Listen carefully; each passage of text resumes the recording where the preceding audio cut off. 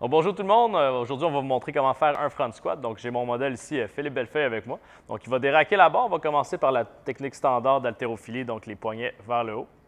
On commence par déraquer la barre comme ça. Les pieds vers l'extérieur légèrement.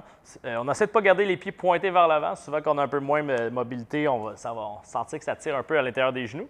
Donc, Philippe va y aller, va descendre le plus bas possible selon sa mobilité. Donc, comme il est hanches assez mobile et capable de descendre les fesses en bas des genoux. On voit qu'il y a tendance un petit peu à descendre les coudes. Ça, souvent, quand on réfléchit un petit peu moins, qu'on perd notre focus, ça va faire ça. Donc, on essaie tout le temps de driver les coudes vers le haut pour garder justement la tension dans le haut du corps, le torse un petit peu plus droit. Fait que ça nous empêche d'avancer, de mettre plus de poids de un sur les genoux, puis de laisser le corps travailler pour rien comme ça ici. Donc, il y aurait peut-être à travailler un peu justement la mobilité de l'épaule ou son extension thoracique. Pour aider ça, souvent les gens qui ont un petit peu moins de mobilité, on peut aller prendre les straps comme ça ici. Donc, ça force les gens à avoir justement... En fait, ça imite quelqu'un qui aurait une meilleure mobilité au niveau thoracique. Il est capable de garder ses coudes pas mal plus droits. On va descendre comme l'autre technique. Là, on voit que ses coudes, il n'y a rien qui bouge. Le dos est capable de rester droit, mais moins de stress sur toute la structure, moins de stress sur le corps.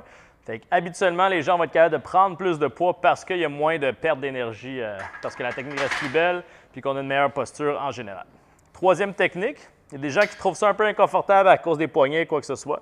Fait qu'on peut aller croiser les bras comme ça ici. Fait que souvent, ce qu'on va dire aux gens, c'est de forcer vers le haut. Fait que si moi, je mettrais une pression, Philippe essaierait de forcer vers le haut pour engager, pour monter les coudes, puis il essaierait de faire ça tout le long qu'il va descendre pour empêcher le même phénomène, donc de se pencher vers l'avant. On va en faire quelques-uns. Donc, le même principe. On descend les fesses en bas des genoux, les genoux vers l'extérieur qui essaient de viser, dans le fond, alignés avec les orteils. Puis les coudes, encore une fois. Les deux dernières techniques pour Philippe, c'est ceux que je lui suggérais parce qu'il n'y a rien qui bougeait. Donc, peut-être travailler un peu l'avant-bras au niveau thoracique, quoi que ce soit, mais sinon, ça se passait super bien pour le reste. Donc, c'est trois façons de maximiser votre front squat.